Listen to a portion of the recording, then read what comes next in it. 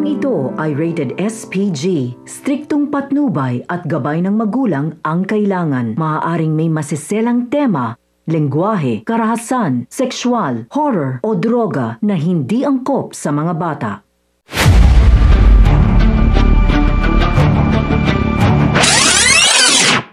Mga kapamilya, isa ka rin ba sa naniniwala na si Don Julio ang siya ring lalaking nang molestya dati kay Tinding, kung saan si Tess nga ang naging bunga nito? Yan ang ating aalamin sa bidyong ito. Isang malaking palaisipan nga kung sino ang siyang tunay na ama ni Marites, dahil hanggang ngayon ay hindi pa rin ito ipinapakilala ni Tinding. Matatandaan nating sa pagbitaw dati ng salita ni Tinding sa batang si Marites, kung saan pinigil nito ang balak ni Tess na ipalagalag ang batang nasa sinapupunan nito na siya ngang si Tanggol. Ayon kay Tinding, na siya man ay sinapit ang nangyari noong kay Marites, pero kahit kailan umano hindi niya naisip ang balak ni Tess dahil kasalanan nga ito sa Diyos. Dagdag pa ni Tinding, nalabas si Marites sa kung anuman ang nangyari sa kanya noon at may karapatan nga itong mabuhay at hindi isang pagkakamali para solusyonan pa ang isang pagkakamali.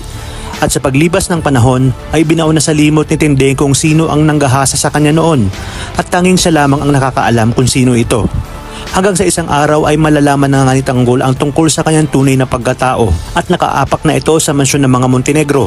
Dito na rin malalaman ni Don Julio na ang pangalan pala ng lola ni Tanggol ay Matilde Asuncion na siya ang dati niyang kasambahay at nagawa niya ng kahalayan noon.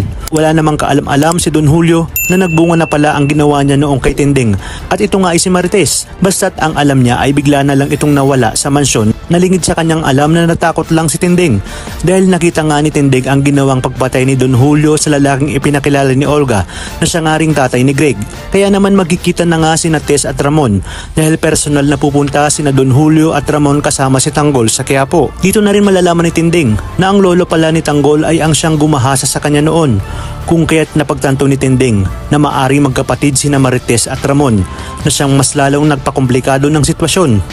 Matapang na ipagtatapat ni Tinding ang katotohanan kay Marites at sa harapan mismo ni Don Julio, sinabi ni Tinding na si Tess ang bunga ng panghalay sa kanya nito noon. Gulong-gulo naman si Marites dahil sa kanyang mga nalaman na magkapatid pala sila ni Ramon. Ang hindi nila alam ni Tinding na hindi naman talaga totoong Montenegro si Ramon, na siya ang ikinatatagong lihim ni Ramon at Don Julio na hindi nga rin alam ni Olga. Sadyang masalimuot nga ang takbo ng kwento dahil sa pag-cruise ng kanilang mga landas at talagang maliit lang ang mundong kanilang ginagalawan.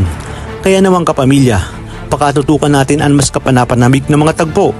Dito lang sa pambansang teleserye ng Sambayanan, ang FPJ's Batang Quiapo.